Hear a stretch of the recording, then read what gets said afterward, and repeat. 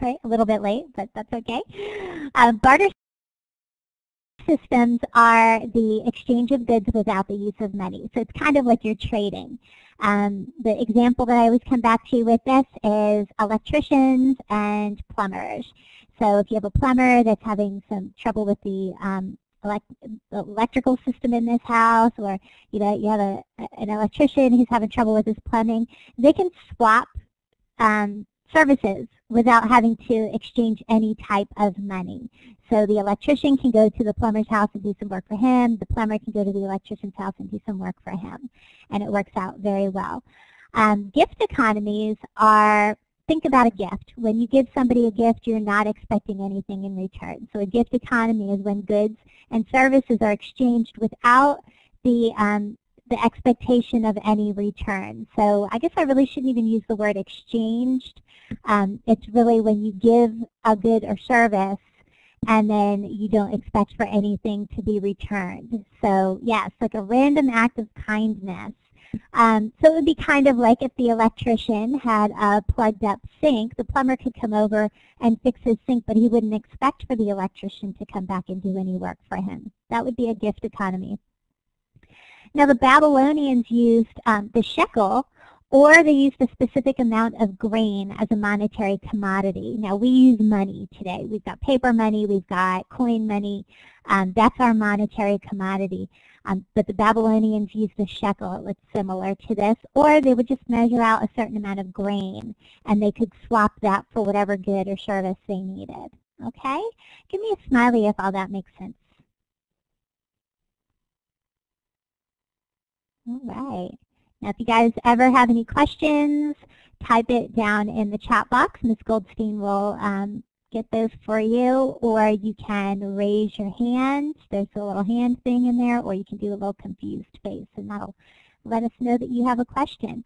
So we've got two types of economic systems. Remember, an economic system is how things are produced, distributed, and consumed. We've got a market economy. That was the first one that we learned about. This is where prices are determined through a free system. The other type of economy that we learned about in Module 1 is a planned economy. And this is where prices are determined by the government. We have one that's a free system. People get to choose their own prices. And then we've got another one that's a planned economy, and this is where the government chooses the prices. Okay, we're going to learn a little bit more about that. In a market economy, prices are determined through a free system, just like I said. This operates on the principle of supply and demand. So the more demand there is for a product and the less supply there is, a lot of times the cost of the product is going to go up. If there's a whole lot of something and very few people want it, chances are the price on that's going to drop. Okay, we also have a pure market economy. And in a pure market economy, this is free enterprise and there's no government involvement at all. Okay, so you've got a market economy, which we're going to learn in a minute, has limited government involvement, but then we have a pure market economy that has no government involvement. Well, here we have the capitalist economy. This is what we're the most familiar with because this is what we're using in the U.S. And the capitalist economy is characterized as privately owned businesses that are engaged in making a profit. Look around at the different businesses. Hey, Kenya. Look around at the different businesses around us, and you'll see, what are they there for? They are there to make a profit. Walmart, Kmart, Home Depot, you go to the mall, all those stores in the mall, they're there because they want to make a profit. And so that's what capitalism is characterized by. So there's three aspects of capitalism. There's capital, which is the goods or tools used to make products. There's labor, that's the human ability to produce the products. And then there's resources, and these are things that, that exist to create the products. So we've got capital, could be like your tools, sewing machines for somebody who is sewing something. Labor would be the person who's actually doing it. Resources could be like trees, different things like that. Okay, we do have government involvement in this economy. One of the things that we have are antitrust suits. We have these things called monopolies. And monopolies are where one company owns pretty much they just kind of have the whole, they have the hand in how do I explain it? They control the whole market for a certain thing. Years and years and years ago, you didn't have like several different phone companies to go to. Yes, a lot of times, like Ms. Goldstein said, they'll buy up a lot of the smaller businesses. But Ms. Goldstein might remember this because we're older. Years ago, we didn't have a number of phone companies to go to. We had, I think it was Bell South. I can't remember what the name, was it Bell South? I can't remember what the name, yeah. And they were the only phone company that you could go to. They could charge whatever they wanted to because you didn't have anywhere else to go. That was the only phone company you could go to. Now we have antitrust suits. These break up the monopolies. So now you look at all the different phone companies, and what do? They compete. They try to make their service the best, and they try to keep their prices the lowest so that you want to go to them. We have the choice who we want to go to. We're not going to pick a company that has bad service and high prices. So these companies are going to compete to keep their prices down and give you the best service they can. All right. We also have regulatory bodies such as OSHA. OSHA oversees safety in the workplace. You don't want to go work someplace where you're going to be exposed to chemicals and later on you're going to be very ill. So we have regulatory bodies. We have organizations that oversee these type of things to make sure that everybody is treated fairly and that everybody is protected. With market economies, here's the characteristics that we have, just like we had already talked about. We've got economic freedom. This means that the company makes their own choices. They decide what they're going to sell. They decide what they're going to price it. They get to choose what they want to choose. There's competition, like I said, with the phone companies. They're going to compete for quality and prices.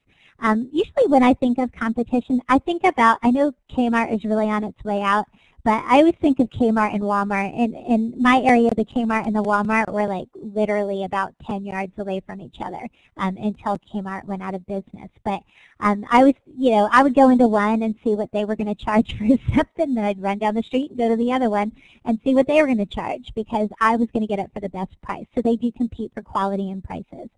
There's economic incentives. These are the good and bad consequences for whatever choices the company decides to make. We have limited government influence, and this means that the government does play a small role in the economy. We're not completely left on our own with no government involvement. There is a small role that the government plays. And then it's private ownership. This means that individuals own the businesses. Okay, we say individuals. It doesn't mean like one person owns. You know, we do have a lot of companies that one person owns, but sometimes it's more of like a panel of people that will own it. But it's not the government that owns it. Okay, and corporations exactly. Then we have pure market economies. Okay, they have a lot of the other characteristics, but the one characteristic that is different with a pure market economy is that instead of having limited government influence, there's no government involvement. We call that laissez-faire, and that means to let it be. Okay, does that make sense to everybody? Go ahead and give me a smiley, or you can ask a question in the chat box. All right, I love seeing the smileys. Okay. Now on the other end, we just went over market economies, now we've got planned economies. With planned economies, this is where the prices of goods and services are determined by the government or state, okay? A type of planned economy would be a socialist economy. And this is where the government is the central authority guiding the economy and controlling or owning many of the businesses, okay? So rather than a corporation or an individual owning a business like Walmart, Kmart, Home Depot, Chick-fil-A, love Chick-fil-A. Instead, it would be the government that would own these businesses. Instead of engaging, and I especially like them on Sunday when I can't get there. All right. One of the what was I going to say? See, I got sidetracked because I'm hungry. Now I want Chick-fil-A. Goods and services are produced to satisfy the needs of the citizens, not for profit. Okay, we talked about it in a capitalist economy, those or in a market economy, the companies, they exist to make a profit. Walmart exists to make a profit, but in a socialist economy, that is not the case. These goods and services are produced and sold in order to satisfy the needs of the citizens. Okay? Any questions about that?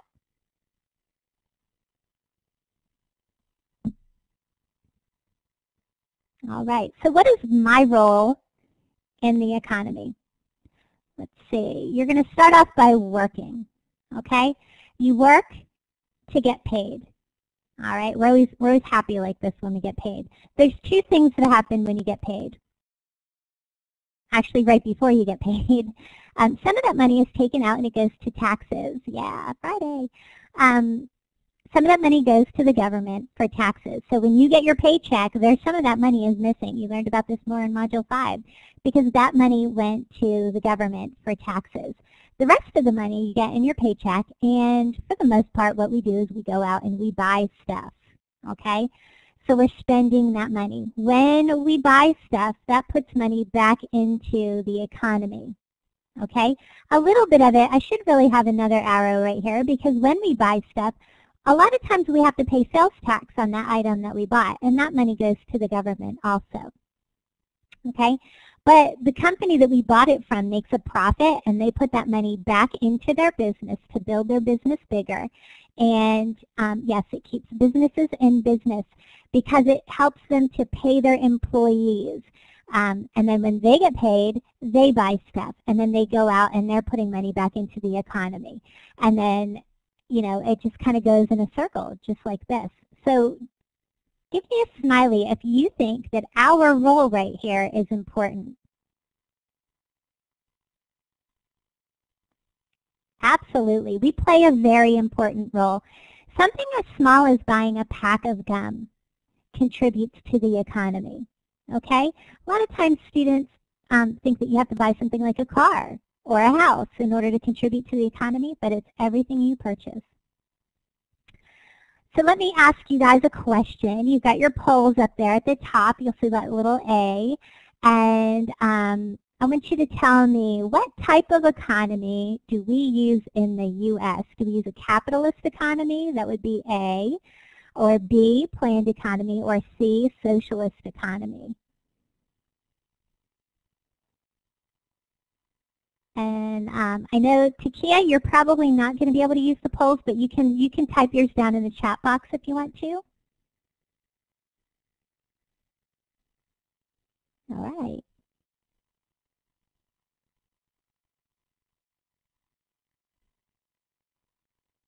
Let's see. We got 30 people who didn't answer. Probably one of them was me. One was Ms. Goldstein. I don't know who the other one was, but most of you are right. Yes, it is A. We use a capitalist economy here in the U.S.